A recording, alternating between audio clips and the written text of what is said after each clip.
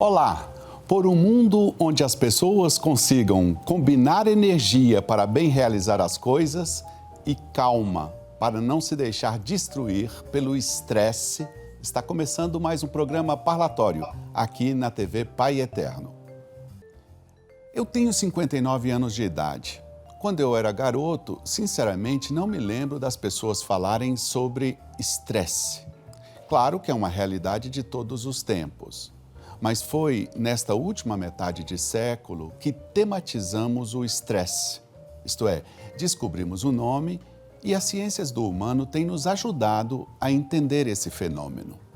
E por uma questão de justiça, é preciso afirmar que há muitos tipos de estresse. Mas aquele que muito vagamente chamamos de estresse do dia a dia pode incluir muitos desses tipos de estresse. De toda maneira, vamos combinar logo de início que o estresse é uma reação do nosso organismo para enfrentar situações que exigem de nós um grande esforço emocional. E esse esforço emocional, com esse entendimento, exige um verdadeiro desafio, porque consiste que a gente tenha que projetar uma emoção quando sente outra. Essa disparidade cria uma dissonância emocional, o que pode causar consequências ruins. Para conversar conosco sobre o estresse do dia a dia, convidamos a doutora Rejane Ferreira, mestre em psicologia e neuropsicóloga.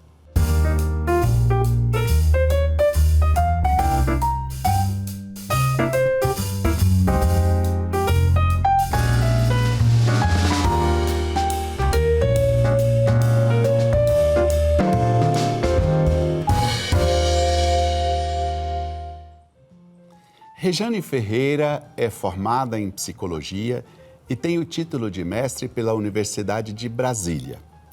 Tem especialização em neuropsicologia pela Pontifícia Universidade Católica de Goiás. Atualmente é aluna de psicogeriatria da Universidade de São Paulo. Ela também é psicóloga clínica e professora universitária para cursos de pós-graduação. Doutora Rejane, é um prazer receber você aqui no programa Parlatório. Eu agradeço muito a gentileza de atender o nosso convite. E eu já começo com uma provocação. Você, com toda a formação que tem, a experiência que faz, você sofre daquilo que as pessoas chamam de estresse do dia a dia? Bem-vinda! Olá a todos, sejam bem-vindos. Eu que agradeço aqui a oportunidade. E essa pergunta realmente ela é bastante provocativa. É muito difícil a gente se isentar desta reação tão corriqueira nos dias atuais, chamada estresse. Mas existem alguns tipos de estresses. Se a gente for pensar em estresses momentâneos, esse eu até assumo que muitas vezes eu tenho tido. Mas estresses mais prolongados, perfil mais patológico, eu tenho me cuidado bastante para não chegar a esse ponto, o que tem sido uma crescente na nossa sociedade, no nosso universo contemporâneo. Doutora, talvez fosse bom a gente começar pela diferenciação, porque alguns fazem esse tipo de diferenciação entre o estresse bom e o estresse ruim. Eu pergunto para você, isso procede? A gente pode falar de estresse desse modo?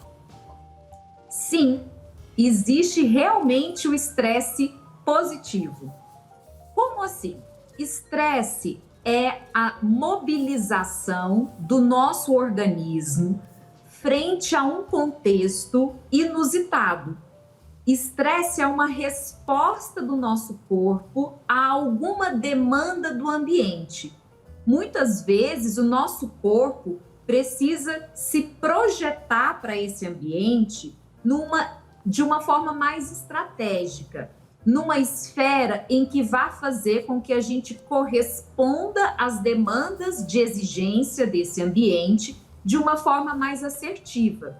Então, o estresse vai mobilizar um aumento da qualidade da atenção, uma resposta motora mais ágil, uma reação emocional mais prontificada. Então, nesse sentido, o estresse pode ser o nosso aliado. O grande problema é quando a gente tem uma demanda de enfrentamento no nosso dia a dia que passa a ser muito frequente. Essa mobilização do corpo, de trazer uma estratégia de defesa, de fuga, de esquiva. Se a gente começa a ter uma demanda muito corriqueira, aquilo que era para acontecer de vez em quando passa a se cronificar. E aí a gente começa a desencadear um estresse bastante prejudicial para a nossa saúde física e emocional.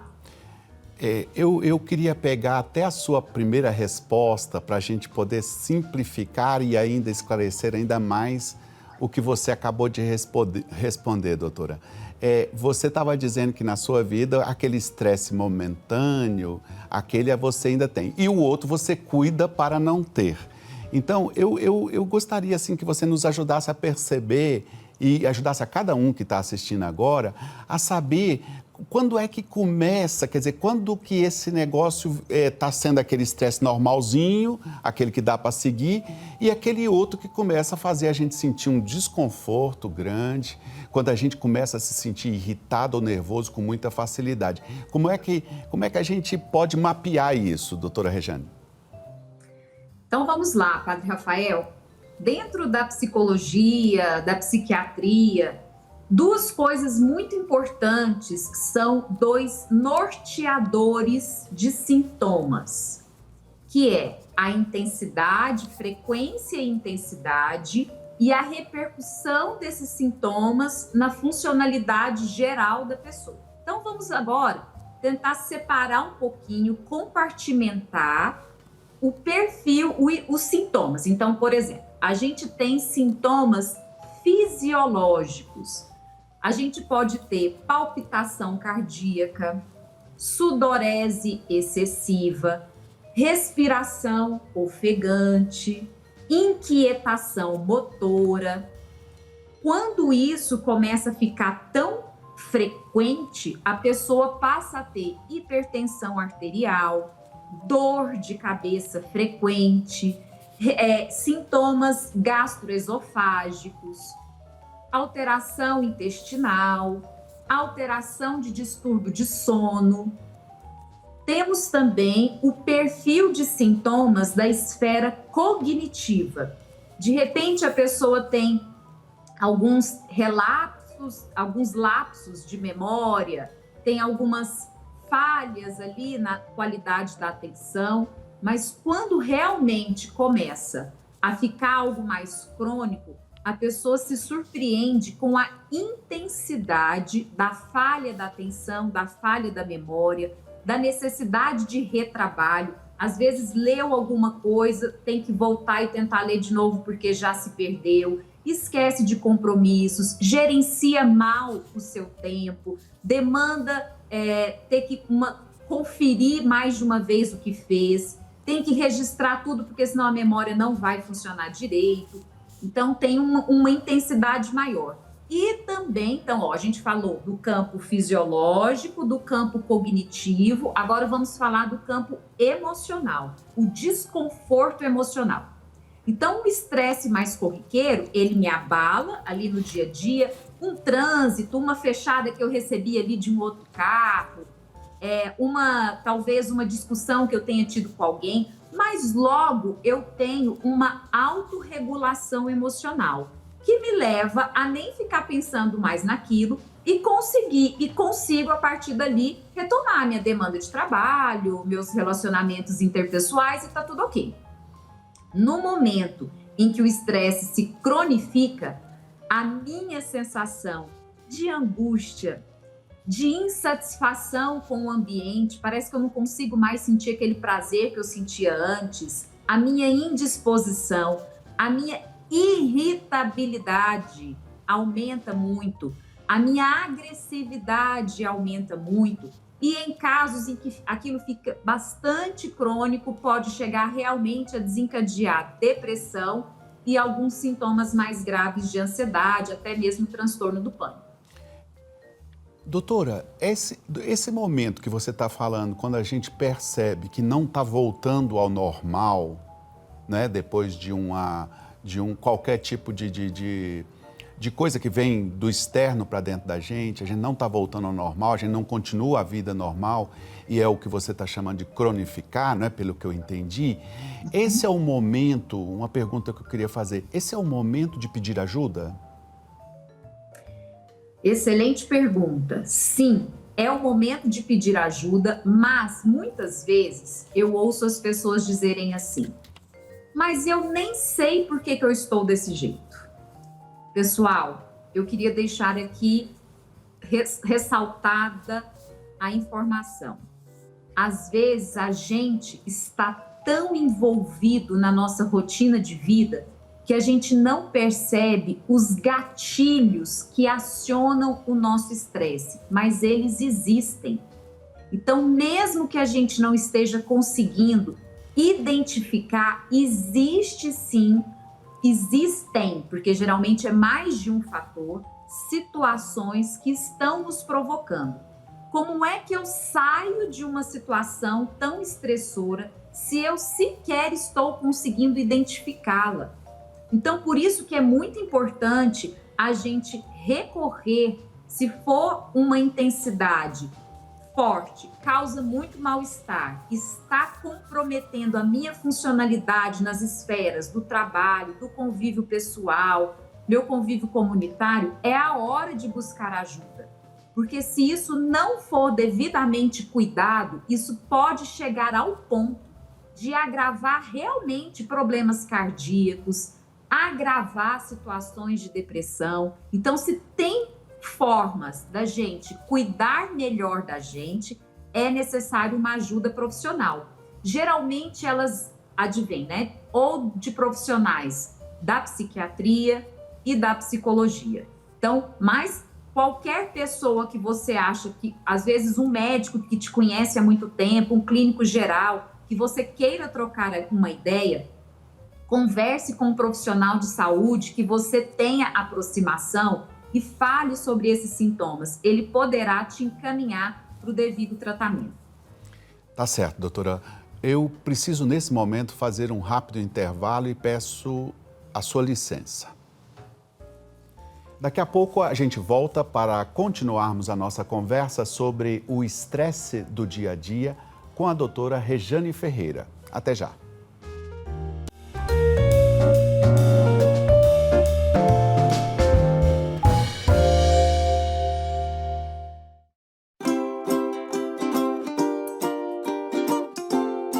Pai eterno ama todos os seus filhos. Ele quer sempre estar perto da gente. Uma vez, há um tempão atrás, havia um casal muito simples. O seu Constantino e a dona Ana Rosa. Um dia, o seu Constantino saiu para trabalhar perto do córrego Barro Preto. Ele pegou a enxada e quando bateu ela bem forte no chão, percebeu que tinha batido em alguma coisa. Ele pensou que fosse uma pedra, mas não era não. Lembrou o que eu achei, Ana Rosa? Era um medalhão. E nele tinha a imagem da Santíssima Trindade, coroando umas almazinhas do céu. Aí o Constantino e a Ana Rosa levaram o medalhão para casa. Eles estavam na frente dele todo dia e recebiam muitas visitas. Então fizeram uma capelinha de palha para que mais pessoas também rezassem. Gente que vinha de muito longe, de carro de boi e até a pé. Muita gente recebeu a bênção do Papai do Céu. Muitas graças e milagres acontecem até hoje, porque o Pai Eterno nos ama e ama você também. E todos que o recebem, com o coração de uma criança, herdarão seu reino.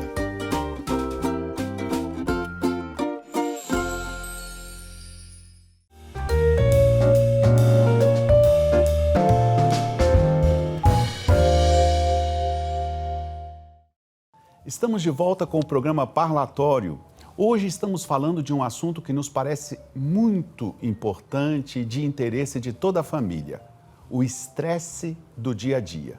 Como conhecer e como lidar. Está conversando conosco a psicóloga e professora Rejane Ferreira.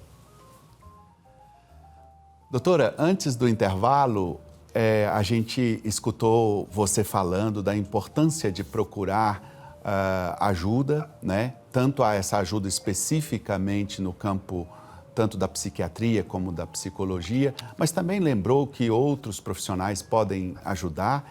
E eu queria continuar nossa conversa lembrando talvez, porque a gente fala do estresse do dia a dia e tem certas coisas que não acontecem todo dia. Então eu queria lembrar um pouquinho esses eventos que são extraordinários e que tipo de impacto eles causam sobre nós e que estresse eles produzem sobre nós.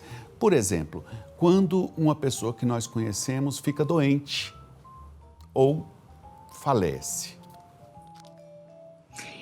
Bem, essa nova configuração que uma família, porque quando alguém adoece, pessoal, toda uma família se mobiliza. Quando nós perdemos um ente querido, também.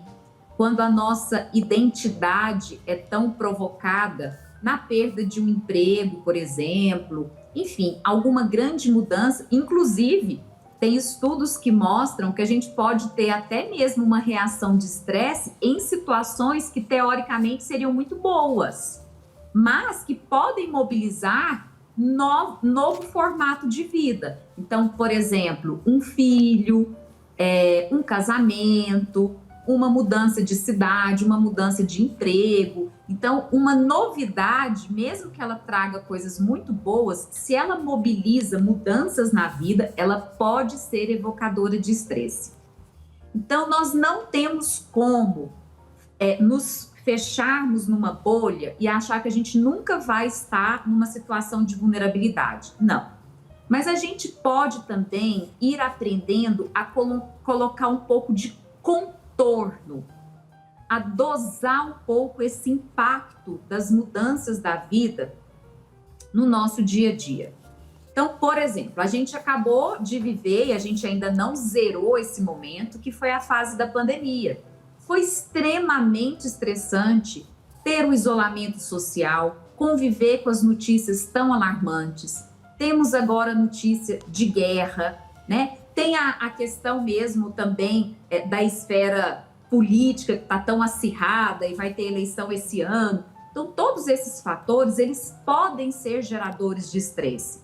Mas aí a gente tem que tomar um pouco de cuidado, inclusive com a frequência desse nível de acesso a essas informações tão estressantes. A gente tem que aprender a dosar. Será que se a gente ficar envolvendo o nosso pensamento com tanta frequência em situações tão alarmantes, será que isso vai ser benéfico para nós? Outra questão muito importante que são os aspectos mais preventivos, Fábio e Rafael. Não sei se o senhor ia comentar isso depois, né? Mas eu já queria... Tranquilo, já pode adiantar. A conversa está muito boa, pode adiantar. Então tá bom, porque a gente pode também auxiliar o nosso organismo a se proteger melhor das situações estressantes, uma vez que elas são inerentes na vida humana. Então, primeira coisa, gente, é a gente... Vamos pensar no nosso aparato maior, que é o nosso corpo. A atividade física nos ajuda na parte cardiovascular, respiratória, musculatura, articulação, tudo isso, ok, mas também muito nos ajuda mentalmente, porque a atividade física, ela auxilia a gente a regular os neurotransmissores que fazem parte do nosso bem-estar. Ela ajuda também a gente melhorar, por exemplo, a qualidade do sono. E como faz falta para a gente dormir bem. Doutora, sua resposta é muito completa, nos mostra assim, caminhos a seguir. Mas eu queria assim, um complementozinho dessa resposta, que é quando essas práticas que você nos falou, dormir bem, cuidar da saúde, desconectar, praticar, quando o remédio vira veneno, quer dizer, quando para fazer isso a gente se estressa, o que a senhora diria? Olha, a gente tem que tomar também um pouquinho de cuidado, que a gente fala assim, idealização do discurso, sabe? A vida não pode virar um tem que isso, tem que aquilo outro, tem que tal situação. Não, vamos aí de novo, aí que vem a necessidade do autoconhecimento, da gente conseguir enxergar com mais clareza como é que nós estamos nos colocando no mundo, quais são os nossos propósitos de vida.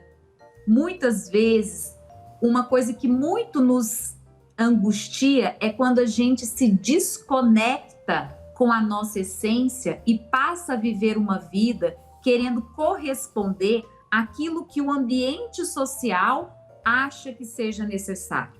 Será que é necessário mesmo eu estar em tais e tais redes sociais? Será que é necessário mesmo eu ter tal objeto material porque todo mundo tem? Será que é necessário mesmo eu estar em constante progressão de carreira? O que realmente é valioso para você? O que é pertinente na sua vida?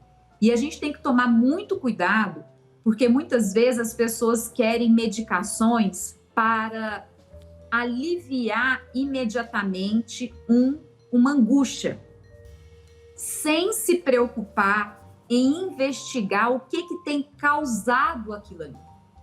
E aí vem a história do medicamento, ao invés dele ser um aliado, ao invés dele ser uma condição de te propiciar uma melhora, ele passa a te trazer uma condição de dependência.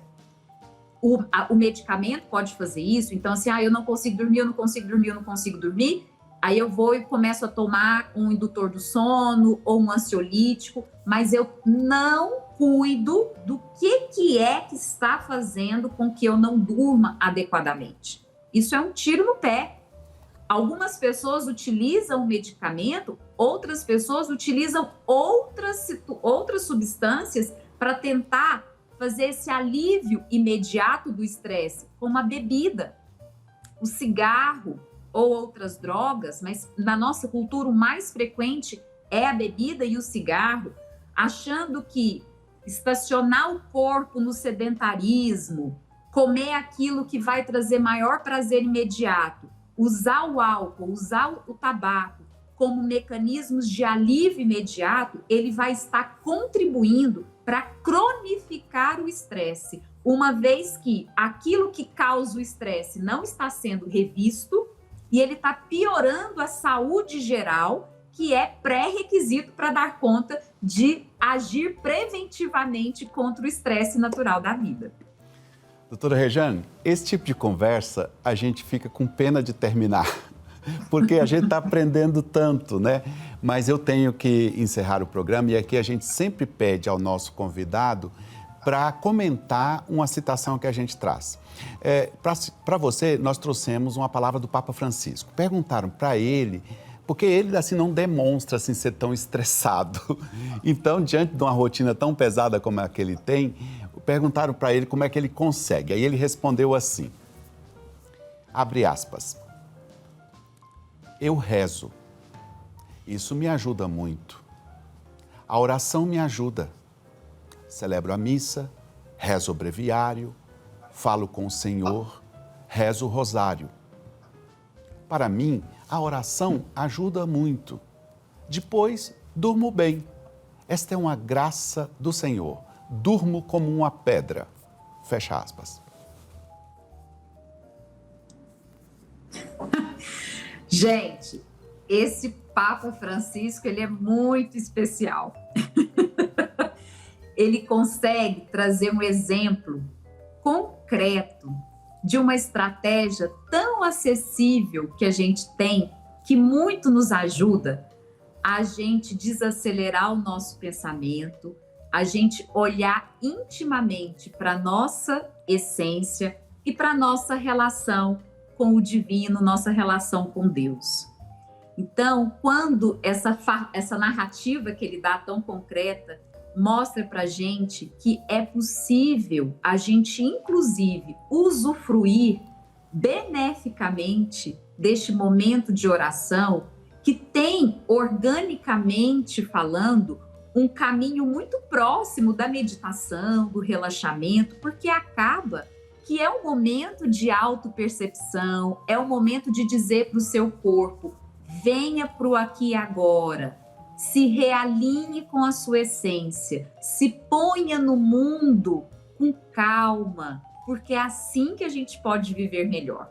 Então eu espero, de alguma forma, também levar para a minha semana essa inspiração que o Papa Francisco trouxe. Doutora Rejane Ferreira, muito obrigado pela sua presença em nosso programa. Eu que agradeço a todos vocês, uma boa semana. Obrigado. Agradeço também a você que nos deu a alegria da companhia durante o programa de hoje. Continue acompanhando a TV Pai Eterno. Um abraço e até a próxima.